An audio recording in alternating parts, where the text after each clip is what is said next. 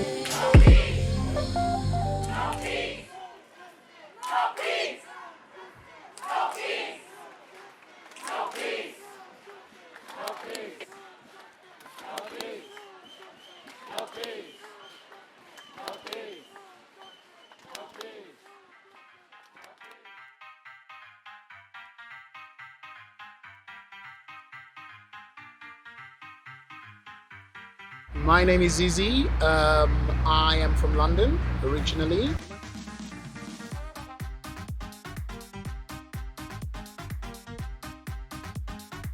I've been living in Spain for about 24 years. I came to Spain because of my wife, who I'm married to. I'm married to a Spanish woman from Mallorca. We have 3 young black men who are our sons. 26, 23 and almost 17. Before I actually came to Spain to live, I'd visited Spain 3 years previously and I loved it. And I'll be honest, the main reason why I wanted to come and live in Spain was the weather. All right, because being from London, 10 months of rain and grey clouds and things is really, yeah. And I've never been that way. I think it's the blood, you know. I've always been into the sun. And yeah, the superficial reason of wanting good weather. And then once I got here, I liked it, the lifestyle, very relaxed. When I came 20 plus years ago, there were a lot more opportunities to do things. Spain was still developing in many ways compared to the rest of Europe. And there was so much more that you could do. So yeah, it seemed like a land of opportunities for me. So yeah, we stayed. I am very black. You know, even though I'm in a mixed race relationship, I am very black. And I pride myself on the fact that I can be very black and not be anti-white, you know?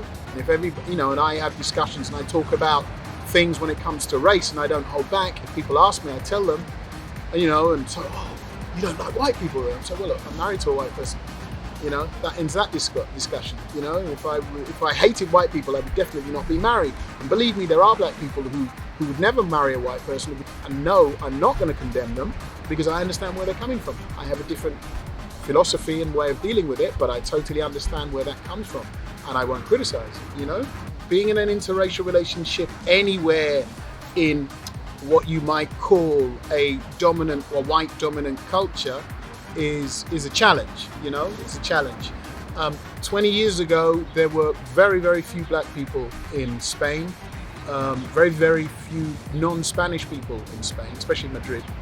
And yeah, it was initially, I mean, there was never any hostility. I don't remember hostility that, you know, people didn't swear at us or abuse us or whatever, but it was the typical, oh my God, you're going out with a black guy, you know, and this sort of thing, you know, and it was stuff you can handle, especially if you're from where I am, but it was irritating, to put it mildly. Initially, the contemplating an interracial relationship, long-term partnership, it was difficult, and we had some difficult moments in the beginning because I was very much okay, we click, we get on, we have chemistry. We like the same things, we think the same things, but there is this issue for me, and I'm sure you'll have yours, but for me there's this issue, and if we're gonna, you need to understand this about me, you know, and you need to understand about what you can expect being with me. Yeah, when we go out into society, you're going to experience a whole load of things that you've never even known have existed because you're with me. Now, you either have to be up for that, or it's not really going to work, you know. And you know, take my hat off to Maite. She was more than up for it, you know. And she wanted to learn about it. She did, in some ways, as is normally the case. She had that radicalism of the converted initially. She was more anti-racist than I was, and she would never let a situation go that she was discovering and coming across new experiences and experiencing racism firsthand by being with me. You know, there were tough times, especially for my kids when they first went to school, you know. Different now. Haile, the youngest one, had a different experience because when he started school, there are a lot more black kids, there are a lot more South American kids. You know, the school he went to was probably at that time about 40 or 50% non-white. So it was a different story. But when my older two boys went to school, especially my oldest when he started, there were like 3 black kids in the whole school, you know, and they had really hard times, you know. So yeah, there have been challenges, but I guess I don't know how well I can transmit that, because having had these experiences in other countries more severely, this looks pretty light to me, you know what I mean? So, but I'm sure for other people who come straight from where they were, comfortable, safe space, to a place like Spain, they may not have that same interpretation. When it comes to your children, you have that instinctive protectiveness of a parent, and as a parent, you don't want your child to suffer in any way, ever, right? And that's not just an opinion, that's something instinctive, it goes deep down, you know?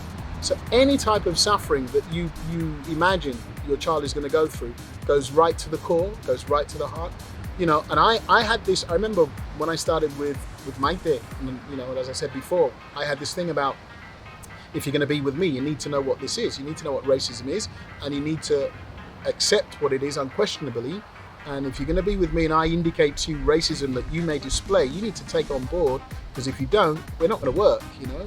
And I told her, and she said, okay, tell me about it. I said, well, look, you know, one of the first things that happens as a black person is normally when you're about 5, 6 or 7, you discover what racism is. If you've not lived in a very protected and sheltered background, you begin to discover what it is. The minute you leave your family space and you go out into the world, you live in a white dominant society, you come across it. You begin to identify all of those things that limit your life, but other kids who are not like you don't have to go through. And I think that left a very big impression upon her, because she mentioned it a few times afterwards. And when we were, you know, contemplating having kids, and when we were having kids, she went through a panic moment, because she sort of realized what was going to happen to our children. And I said, look, it's inevitable. They're going to go through it. You know, because right now the little baby's innocent and they're having a whale of a time. But this is all going to end, and they're going to go through some traumatic experiences because they're black, and we have to support them. My kids are mixed race. All 3 of them heavily identify as black. I mean, they are black, you know. But in terms of, I'm mixed race, I'm half white, half... No, they're black, and they say, I'm black. I have a white mother, but I'm black, because that is their experience in life. That is how they're judged when they walk out the door. That is how they're seen by the rest of the world. What we've tried to do is make them feel proud of that, not have that as a badge of shame, but, you know, feel absolutely positive and proud and strong about that factor. And we've tried to highlight and show them how being black in a white society actually gives you many more assets, many more capacities than a person who just trots along through life never having to worry about anything, you know. There's a wisdom that comes out from suffering, you know.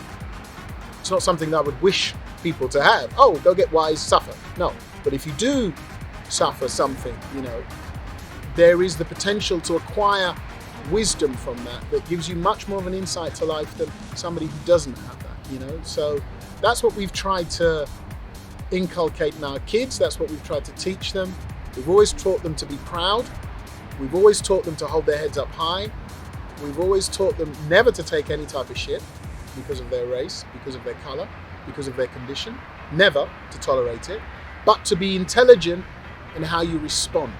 Don't tolerate, but be intelligent in how you respond. Because I think the greatest sin of racism, or not just racism, but any sort of prejudice, is how it takes away a person's, potentially takes away a person's right to feel good about life and other people. You know, you find that you can end up hating, you know, because of it. And if you're living your life hating, then part of your freedom has been taken away. Spain says we're not racist. You know, why would Spain say we're not racist? Because Spain doesn't understand what racism is. The relationship that Spanish people have with people of color, especially people from South America, and especially from people from Africa, is wholly conditioned by the legacy of their colonial period. Beyond the Ku Klux Klan in your face obvious racism, which is what most white people think racism is, they have to be explained or made to see just how deep and how far down racism is ingrained in their mentalities, in the structures of the society that they live in, you know, and how it's propagated and passed from generation to generation, how it's in the schooling system, how it's in the educational system, how they are taught that they as white people and as white societies historically are the point of reference for all humanity, which by the way is not true, but that's another issue. First thing you have to do with racism is recognize it exists. First thing you have to do with racism is, if you are not subject to it, but you do benefit from it, is recognize that situation exists. You have a benefit from it. You know, black people are not lying. We are not lying when we tell you our lives are restricted, our lives are curtailed, our lives are taken. We're not lying. We don't spend our time sitting down inventing stories about how we can lie to white people about our life experience, you know. But you have white people who firmly believe that this is the case, or that we're exaggerating it, or we're making too much of an issue.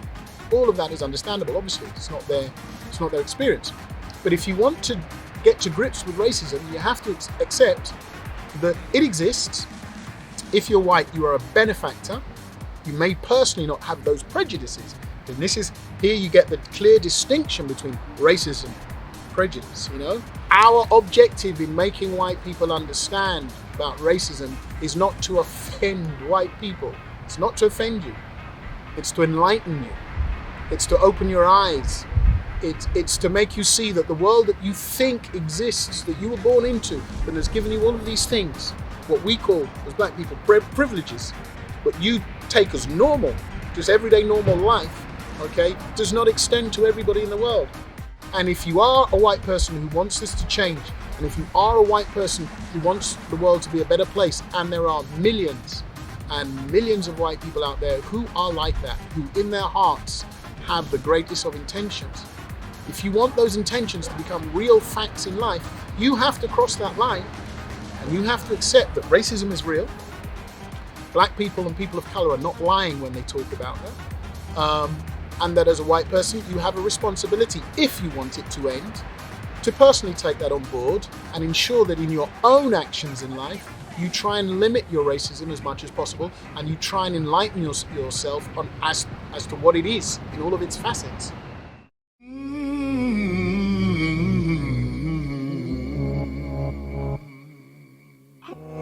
More than a black square, more than a protest. More than the past year, this war for the progress. You don't wanna look like me, you don't wanna look like me. You ain't getting pushed like me, you ain't getting pushed like me. Walk around with a blindfold with your eyes closed in your earshot. Pick any towns on Brooklyn, Ohio, we gotta fear cops. A bad apple fell from the listen tree, and now we gotta act like it's a mystery. Roots so tight we can barely breathe, and anytime that we speak, yo, it's heresy. So we flipping tables like Jesus Christ. Shit be burning, don't be surprised. Hungry for the rights that we deny, cause we ain't even get a bite of the pizza slice. System falling like dominoes, Jim Crow feeling like time froze. Try to tell you when it's time to vote, and what we get. Little Caesar gon' say it's what the Bible pros. You gon' side with fear, you gon' side with hope. Little Caesar gon' say it's what the Bible pros. For real. You gonna side with him, we gonna find the votes. That's the deal.